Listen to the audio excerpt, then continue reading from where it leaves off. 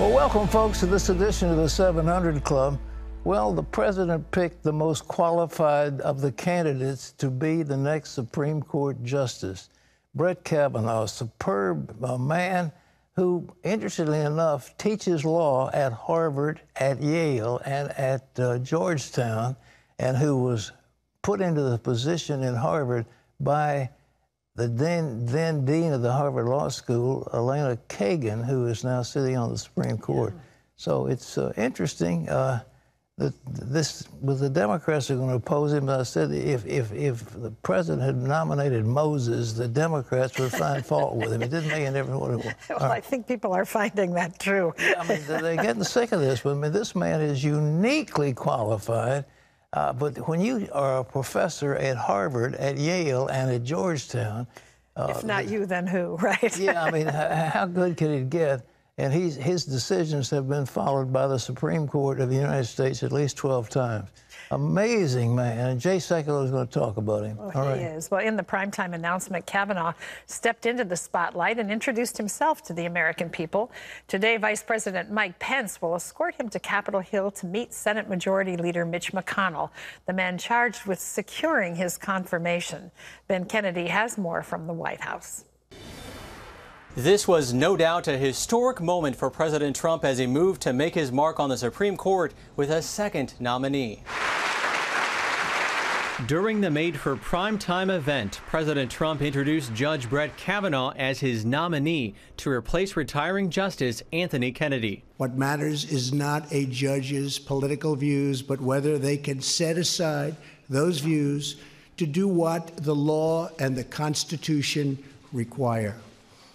I am pleased to say that I have found, without doubt, such a person. Handpicked from a group of 25, Kavanaugh becomes a crucial appointment that could tilt the court for decades. My judicial philosophy is straightforward. A judge must be independent and must interpret the law, not make the law. Are you ready for a fight? Demonstrators gathered outside the High Court to express their disappointment with the president's pick, and they aren't the only ones. The AFA, the American Family Association, which we all know here, and they're, I guess determined would be more on the further on the right, if you will. They are, remember, this is an evangelical conservative organization. They are calling on their supporters to oppose Brett Kavanaugh. Now, that's news, and that's a big deal. Kavanaugh has served on the D.C. Court of Appeals since 2006. He earned a law degree from Yale, clerked for Justice Kennedy, and has a vast judicial record with more than 300 opinions. Tomorrow, I begin meeting with members of the Senate, which plays an essential role in this process. Now, President Trump predicts a vicious confirmation battle. The lines are already drawn. Senate Majority Leader Mitch McConnell wants a vote by the fall. However, Democrats want to wait until after the midterms. With a razor-thin majority and Senator John McCain battling brain cancer at home, Republicans need total unity to push this nominee through. Ben Kennedy, CBN News, Washington. Well, Jake Sekulow, as you know, is chief counsel for the American Center for Law and Justice, and he's joining us now. Jay, you told me, and we agreed, that Brett Kavanaugh, without question, was the most qualified. What do you know about him? Well, I've known Brett for a long time. I knew him when he worked for the Bush administration. He worked with us on some cases while he was in private practice. And, of course, we've been in front of him as a Court of Appeals judge in the D.C. Circuit, which is probably the second highest and second most powerful court in the country. And I will tell you this, he's a brilliant lawyer. He's been a brilliant judge, and he's going to be a brilliant justice to the Supreme Court. This is a guy that you already mentioned his academic credentials and background, but he understands the Constitution. He understands the role of the judge in our constitutional republic. And Pat, I was really pleased that the president made this selection. Look, I mean, some people are picking apart. The guy's written 300 opinions, and some people are still looking at this opinion or that opinion, say, I wish it went this way or that way. The fact of the matter is this.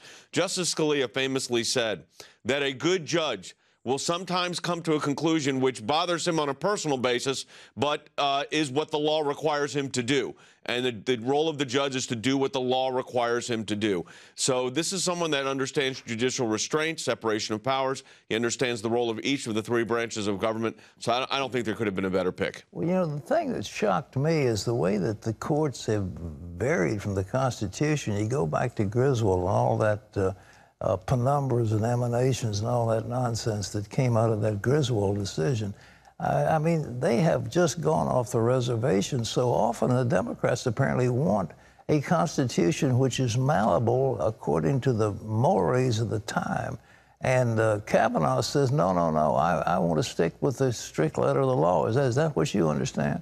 Yeah, he's a textualist. He's an originalist. But he also understands that the way, if you want to change the Constitution, the American people can. They've done it 24 times, called an amendment to the Constitution. There's a process for amendment. But judges do not get to make that determination. They don't get to make that decision.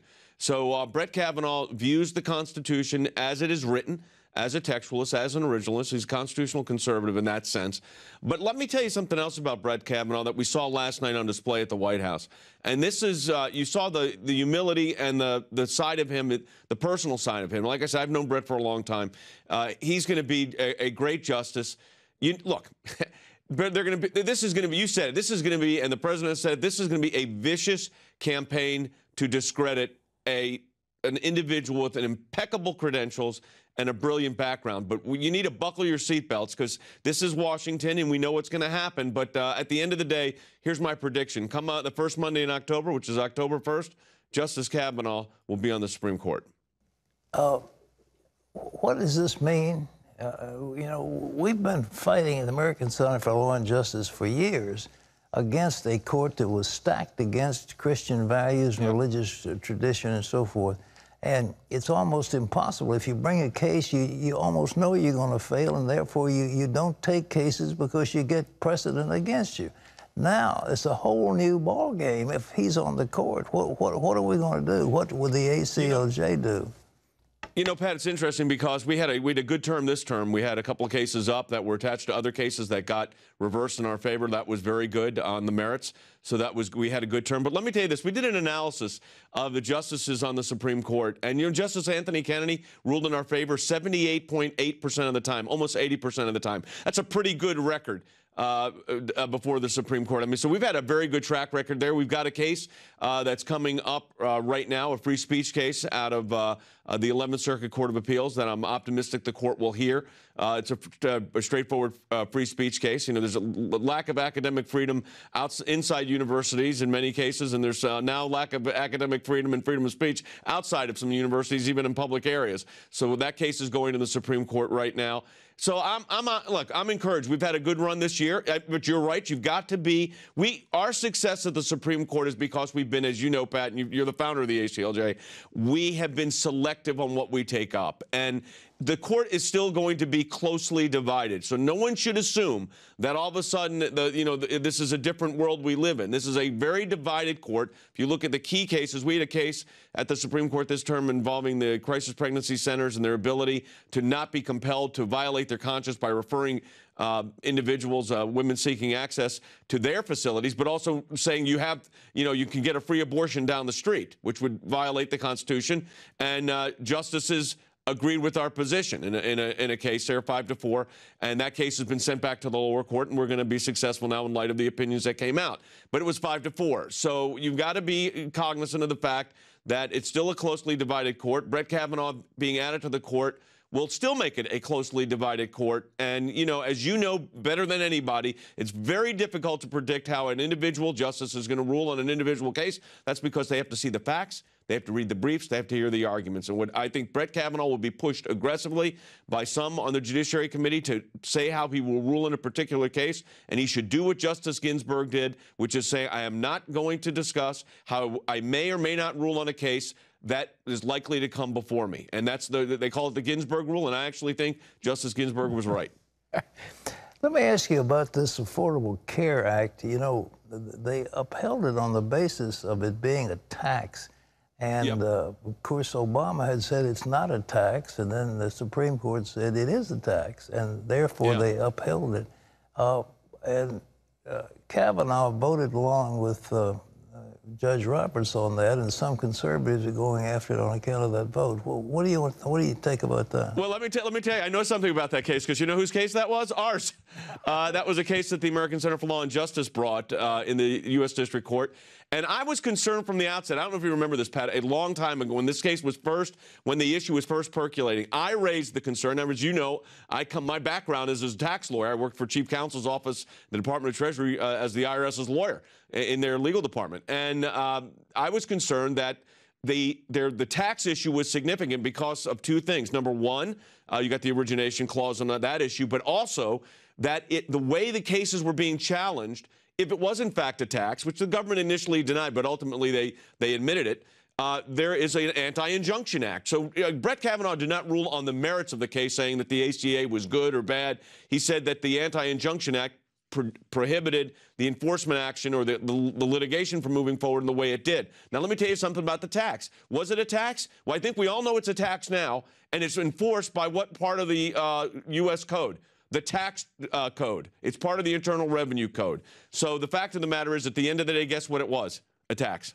It's going to take legislation to fix that. I don't think we should be. The courts have gone as far as they're going to go. The individual mandate, priest for life, Kavanaugh ruled, I think, exactly correctly in the Garza case, which was the alien, the illegal immigrant, or the young.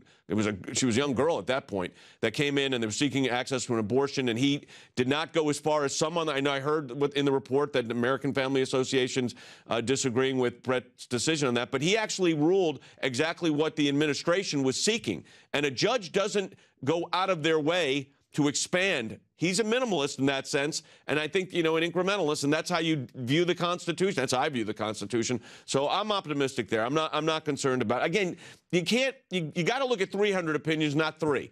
And you have to understand that this is, and you said this, he's been affirmed by the Supreme Court a dozen times. So, and his cases are cited all over the circuits. I mean, his decisions are cited in circuits around the country. So to argue that this is not a well-qualified nominee is preposterous, frankly. Well, you remember how the Democrats used to say, well, they're, quote, out of the mainstream. I can't imagine anybody who teaches at Harvard, teaches at Yale, and teaches at Georgetown is held out of the mainstream. He's right dead center in the midst of the best legal thinking we have in this country.